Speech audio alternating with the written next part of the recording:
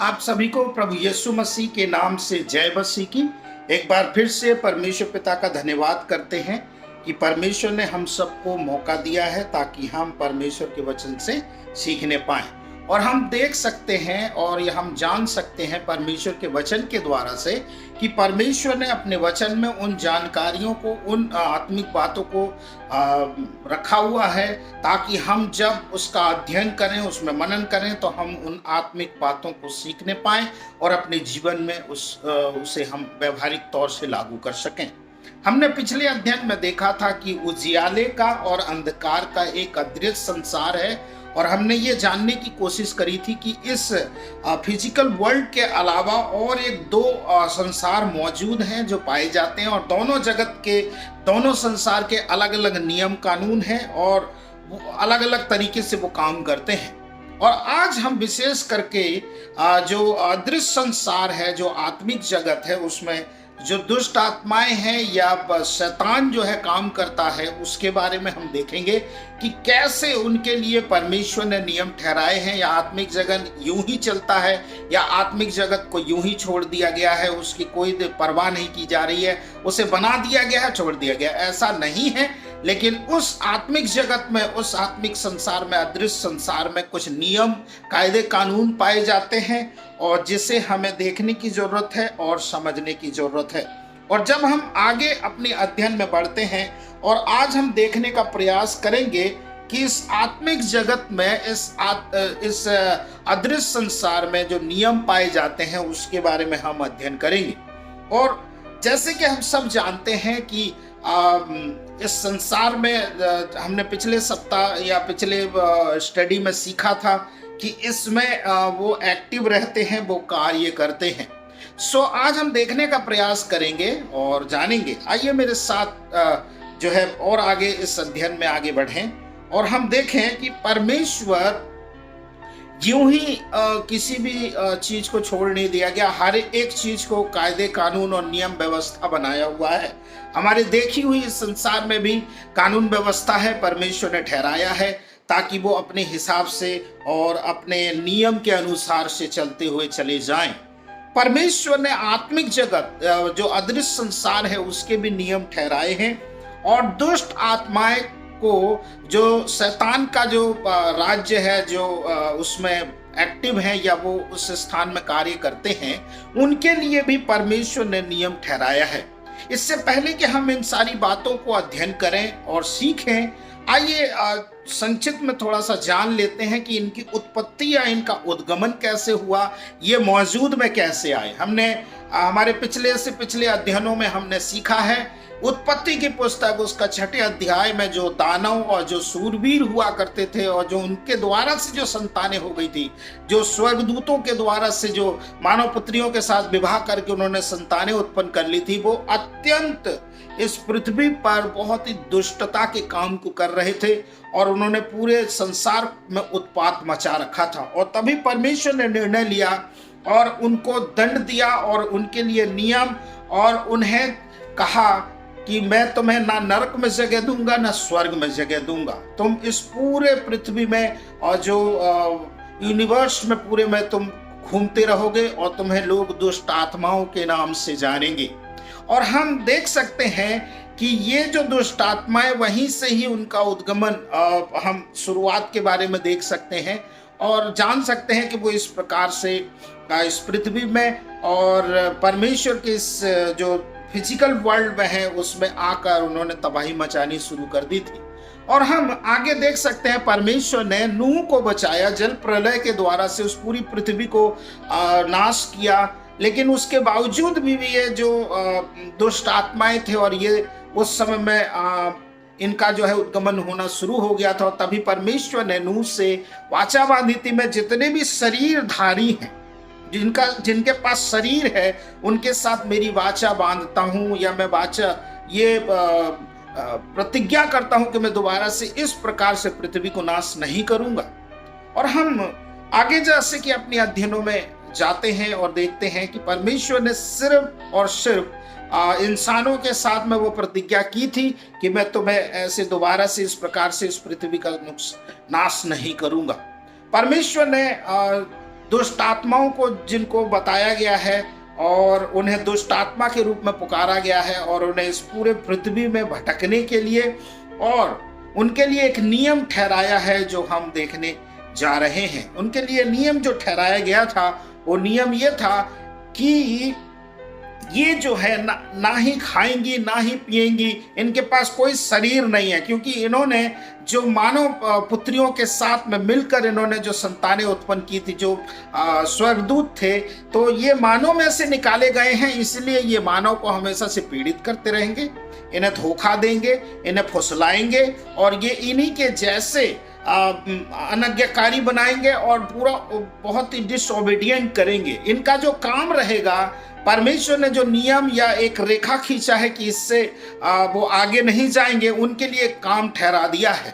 परमेश्वर ने उन्हें वो दायरा दे दिया है, परमेश्वर ने उन्हें वो बाड़ा दे दिया है ताकि उस बाड़े के को ना तोड़ें और वो उसी में ही काम करते हैं। लेकिन आज हमें ये बात जानने की क्यों जरूरत पड़ गई है कि आत्मिक जगत, जो आध्यात्मिक जगत है, जो अदृश्य संसार में है, उसके नियम को हम क्यों जाने और उससे हमारे क्या फायदे होंगे। यदि मैं आपको बताना चाहता हूं, यदि हम उस आत्मिक जगत के बारे में जाने और हम उसका अध्ययन करें और उसके बारे में जानकारी रखें, तो हम ना चाहते हुए जो चीजें हमारे ऊपर हमला होती हैं, जो चीजें हमारे ऊपर आती हैं, अटैक होते हैं, उन बातों को हम रोक सकते हैं और हम शैतान के जलते हुए तीरों को प्रभु के वचन के द्वारा से बुझा सकते हैं। यदि हम अनजान रहेंगे तो उनके हमलों से हम कभी नहीं बच पाएंगे।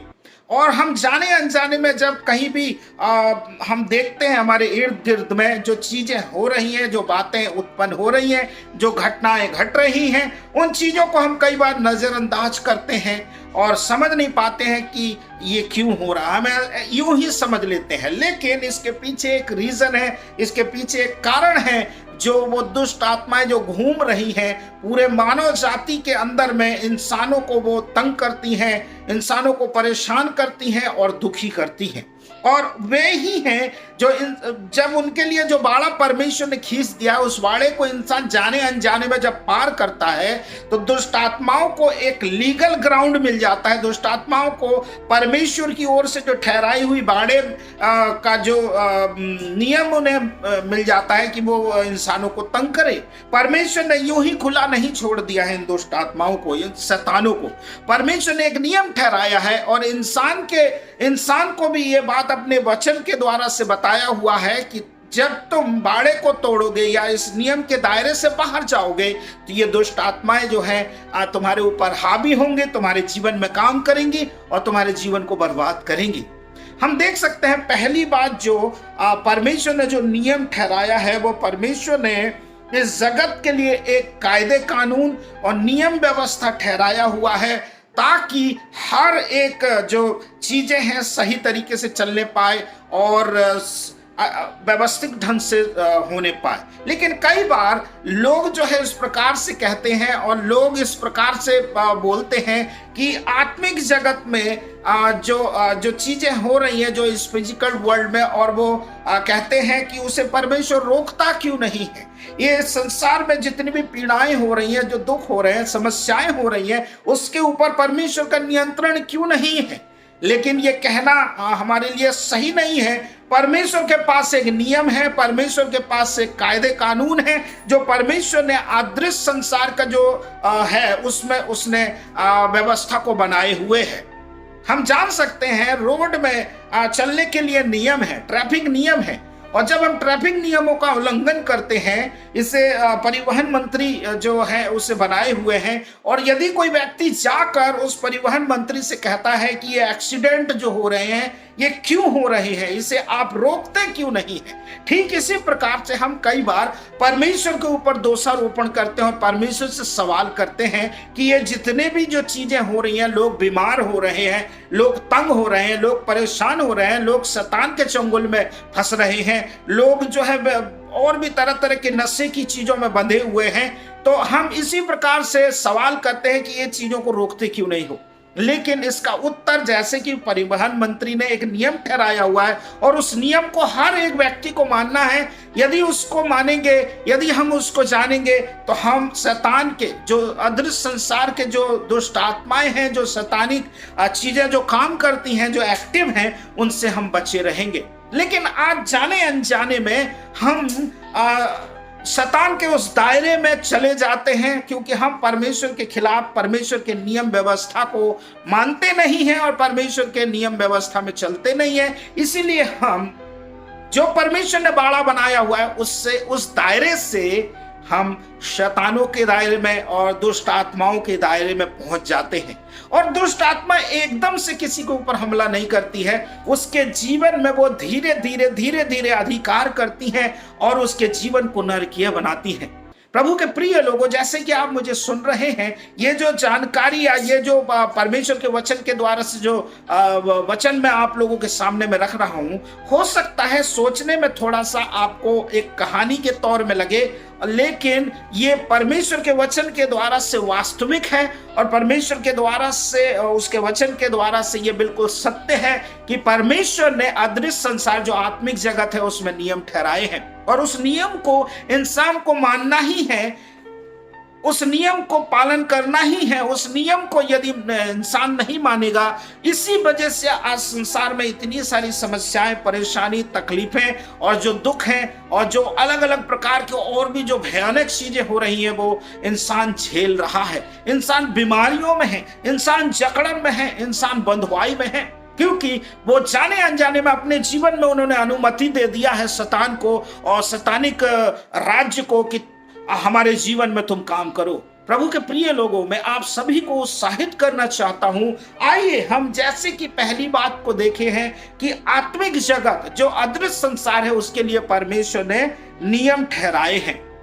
परमेश्वर ने कायदे, कानून, नियम व्यवस्था ठहराया हुआ है। इस बात को आप अपने दिमाग में बैठा लें कि परमेश्वर ने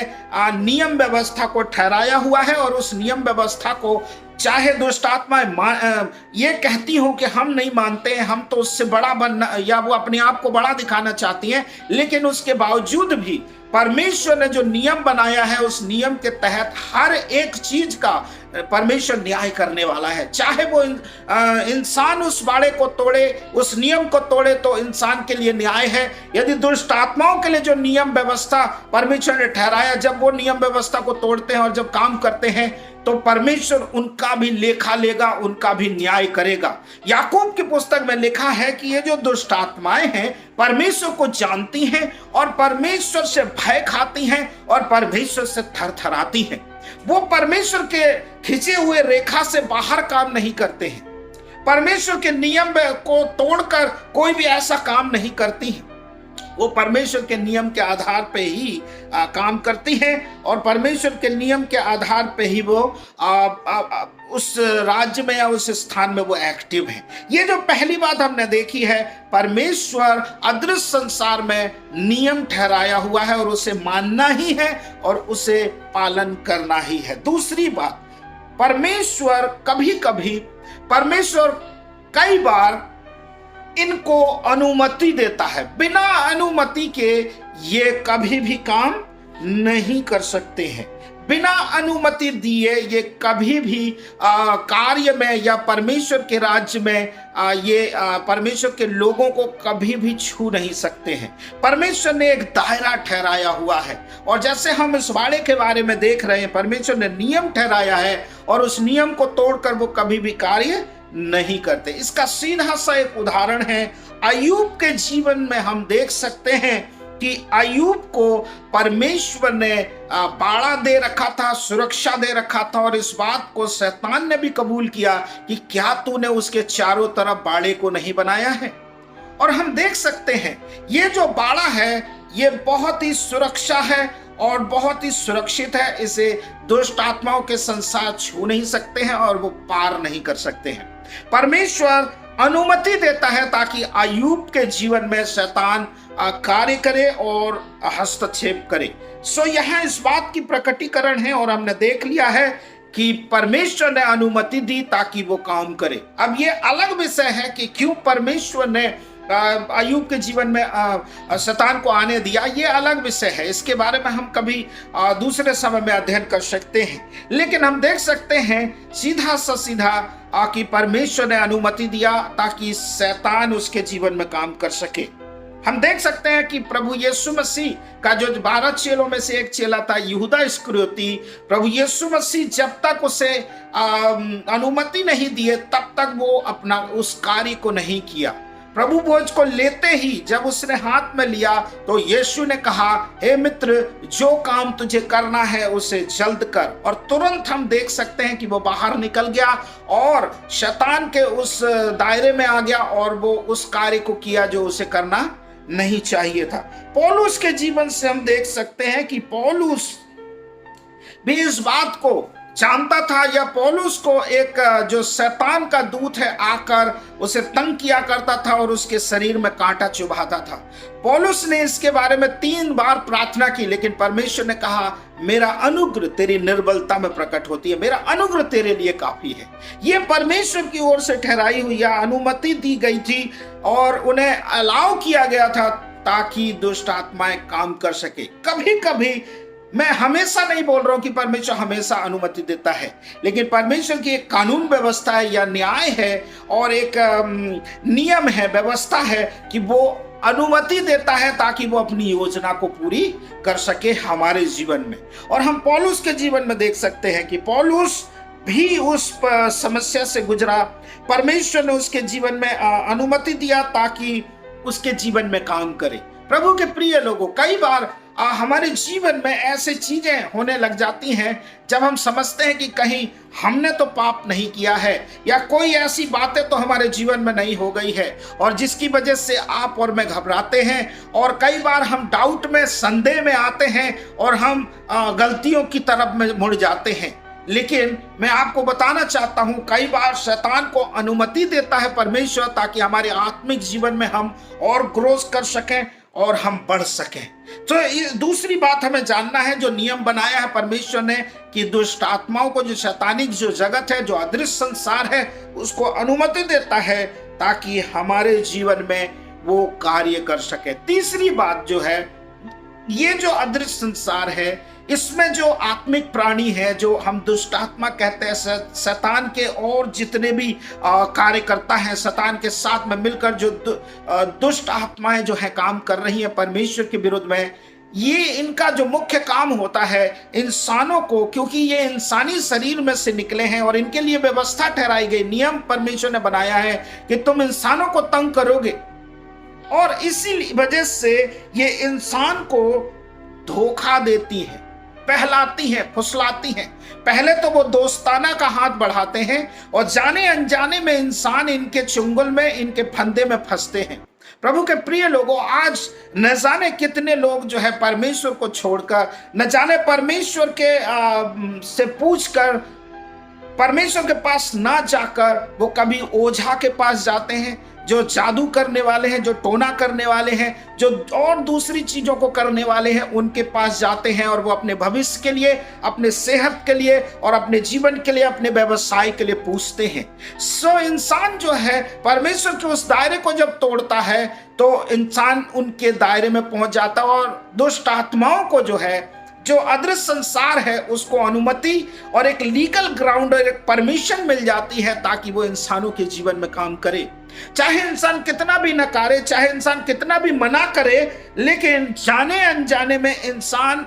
जो है अनुमति देता है या उस दायरे को तोड़ता है जो परमेश्वर ने ठहराया है। लेकिन आज आइए हम इस बात का निर्णय लें, और जैसे कि हम परमेश्वर के वचन के द्वारा से अध्ययन कर रहे हैं कि ये जो संसार है इसमें एक नियम है और इस नियम को परमेश्वर ने ठहराया है और उस नियम के आधार पर हमको चलना है, और हमें कोई भी ऐसी अनुमति नहीं देना है, कोई भी ऐसी चीज का परमिशन नहीं देना है ताकि वो हमारे जीवन को बर्बाद करें, हमारे आशीषों को चुराएं, हमारे व्यवसाय को ठप करें, हमारे परिवार के जीवन को तबाह करें, हमारे और सेवकाई को तबाह करें। जैसे कि हम जानते हैं या हम इस नियम को समझ रहे हैं, हमें अपने जीवन में इसे पालन करना अनिवार्य है। ये पहले, जैसे कि मैंने बताया कि ये धोखा तब देती हैं, शुरुआत से नहीं देती हैं। पहले ये दोस्ताना का हाथ बढ़ाते हैं और लोग जो है इनके पास जब पूछने जाते हैं, और वो कई बार अपनी बात को मनवाने के लिए पहले तो ये इनके साथ में प्रतिज्ञाएं करते हैं और ये कहते हैं कि हम इन सब चीजों की पूर्ति करेंगे, और ये इस बात की पूरी उन्हें आश्वासन कर देते हैं इंसान को, और वो तब उसके बाद में जाकर इंसान को धोखा देती हैं और इंसान से वो जो दोस्ताना का जो पहले उन्होंने बढ़ाया था वो उस प्रकार से काम करती हैं। ये जो है, ये शैतान का, ये जो इस अदृश्य संसार का जो नियम है, उसका काम करने का ढंग है और तरीका है। वो इसी तरीके से इंसान को फंसाते हैं, अपने अपने चंगुल में, अपने फंदे में फंसाते हैं, और वो इंसानी जगत में जो परमेश्वर ने जो इंसानों को चुना है इस संसार में, वो इस ढंग से काम करती हैं। और कई बार परमेश्वर अनुमति देता है और कई बार जो है इंसान जो है जाने अनजाने में अपने जीवन में अनुमति देता है ताकि उसके जीवन में ये जो अदृश्य संसार की जो शक्तियां हैं वो काम करें। सो जैसे हमने देखा, आइए हम अपने जीवन में शैतान के उस अंधकार के जो राज्य है उसको अनुमति ना दें और अपने जीवन में परमिशन ना दें, और अपने परमेश्वर के वचन में दृढ़ होते जाएं, विश्वास में दृढ़ होते चले जाएं। चौथी बात जो हम देखेंगे वो ये है कि दुष्ट आत्माएं या जो उनका जो प्रभाव है यदि किसी जगह में है, वो तब तक वहां से नहीं जाती है यदि किसी कारण से किसी इंसान के जीवन में आ भी गई हैं, क्योंकि उन्होंने अनुमति दे दी है अपने जीवन में आने के लिए और परमेश्वर के कानून को तोड़ा है उन्होंने, और जब वो आ जाती हैं तो इतनी आसानी से वो जाती नहीं है। और यदि उन्हें जाना है, यीशु के नाम से जब हम उनके जीवन में घोषणा करते हैं और हम जानते हैं, और प्रभु के से हम जब पछताव वो व्यक्ति करता है और प्रभु के पीछे चलने का प्रॉमिस करता है, तो परमेश्वर की इच्छा है या परमेश्वर की मर्जी है ताकि उस इंसान को उस दुष्ट आत्माओं के चंगुल से और उस अधिकार से निकाले और अपने राज्य में, जो ज्योति के राज्य है, उसमें लेकर आए। लेकिन वो तब तक उस स्थान में एक्टिव रहती हैं जब तक इंसान परमेश्वर से पश्चाताप ना कर ले, परमेश्वर से ये ना कह ले कि मेरे जीवन में प्रभु तू काम कर। और हम जानते हैं यीशु के नाम से ये सारे चीजें होती हैं और यीशु के नाम से सारे दुष्ट आत्माएं निकलती हैं, और यीशु के नाम से जब घोषणा की जाती है तो उसके जीवन में परमेश्वर का अनुग्रह आता है, परमेश्वर का फेवर आता है। लेकिन एक बात मैं बता देना चाहता हूं, जिस व्यक्ति के जीवन में उस जो अंधकार की जो शक्तियां हैं, जो अदृश्य संसार ने उसके जीवन में कब्जा किया हुआ है, जब तक वो इंसान की इच्छा ना हो कि वो उस संसार से, उस दुष्ट आत्माओं के चंगुल से छूटना ना चाहे, तब तक प्रभु कभी भी काम नहीं करता है। उस व्यक्ति की इच्छा होनी चाहिए, उस व्यक्ति की मर्जी होनी चाहिए कि मुझे इनके उस फंदे से मुझे छूटना है। दुष्ट आत्माओं के उस जो आत्मिक जगत के जो प्राणी हैं, जो मेरे जीवन में काम कर रहे हैं, मेरे जीवन को बर्बाद कर रहे हैं, उनसे जब तक वो छूटना ना चाहे तब तक वो व्यक्ति छूट नहीं सकता है। लेकिन इसके दूसरी तरफ यदि आप और मैं देखेंगे कि मनुष्य जो है चाहता है कि उसके जीवन में परमेश्वर का काम हो, उसके जीवन में परमेश्वर की अद्भुत कृपा आने पाए। उसमें दो बातें सम्मिलित है। कई बार तो इंसान चाहता है लेकिन वो अपने हिसाब से चाहता है और वो ये मानता है कि यीशु के नाम से एक जादुई शक्ति है या जादुई चमत्कार है।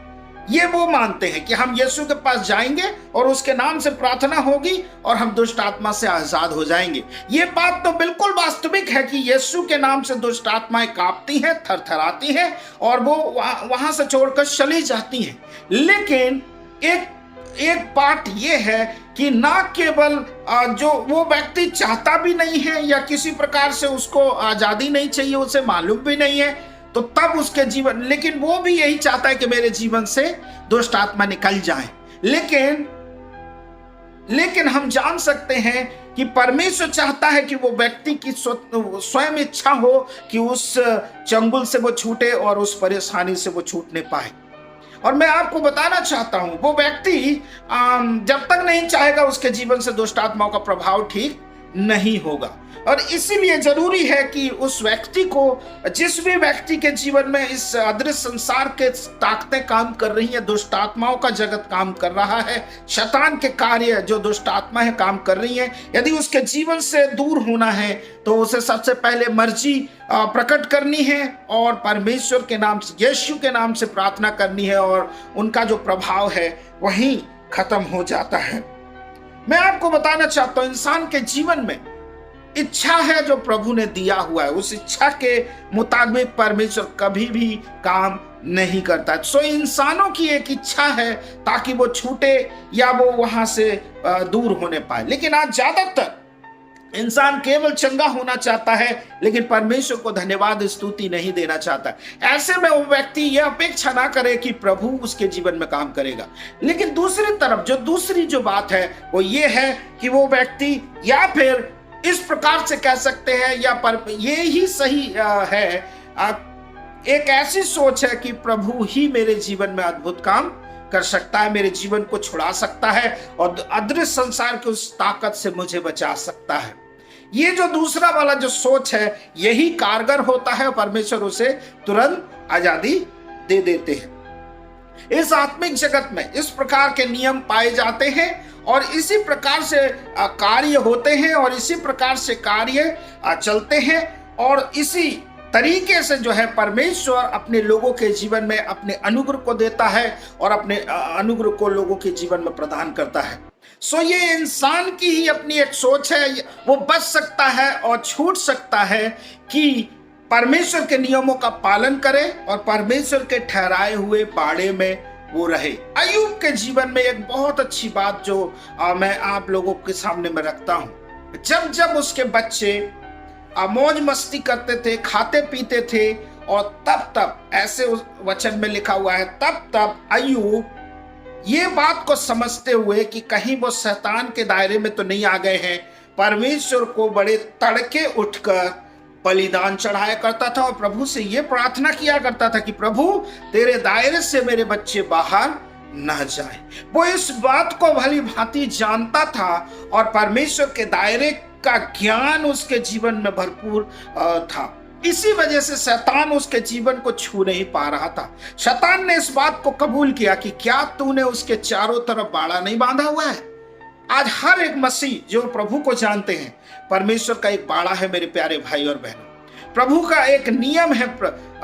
जिसे शैतान तोड़ नहीं सकता है। लेकिन जब जब आप और मैं पाप करते हैं, लगातार पाप में बने रहते हैं और लगातार हम प्रभु की अवहेलना करते रहते हैं, तो वो बाड़ा हमारे जीवन से टूट जाता है और शैतान को एक लीगल ग्राउंड और शैतान को एक लीगल परमिशन मिल जाता है ताकि वो हमारे जीवन में कार्य कर सके। परमेश्वर का वचन हम जानते हैं कि जो दुष्ट आत्मा है, जो शैतान है, वो किसी और कारण से नहीं आता, वो सिर्फ चोरी करने, घात करने और नाश करने के लिए आता है। सो प्रभु के प्रिय लोगों, जैसे कि इस वचन को आप लोगों ने सुन रहे हैं या सुना हुआ है और आने वाले दिनों में इसे सुनेंगे, परमेश्वर के वचन के द्वारा से जैसे मैंने आप सभी लोगों को उत्साहित किया है, आइए एक निर्णय लें और प्रभु से ये कहें कि प्रभु मेरे जीवन में, मेरे परिवार के जीवन में, मेरे कलीसिया के जीवन में, मेरे जितने भी रिश्तेदार हैं, जो लोग हैं मेरे परिवार में, प्रभु जी तेरा बाड़ा परमेश्वर पाया जाए, तेरी सुरक्षा के घेरे में हम रहें प्रभु, और कोई भी एक भी सिंगल व्यक्ति तेरे नियमों का उल्लंघन ना करे प्रभु, और तेरे पीछे चले, तेरे आज्ञाओं के नियम में बना रहे। तो जैसे कि हमने इन वचनों को संक्षिप्त तौर से सीखा है, मैं आगे भी इसके आप लोगों को अध्ययन दूंगा और सिखाऊंगा और परमेश्वर के वचन से बताऊंगा। आप लोग तैयार रहें, और जैसे कि ये जो वीडियो अपलोड होगा और जब आप सब लोग देखेंगे, मैं जानता हूं कि परमेश्वर आपको आशीष देगा, परमेश्वर आप लोगों को बहुत ऐसे इस्तेमाल करेगा। आप सभी को जय मसीह की। प्रभु आप सबको आशीष दे। God bless you.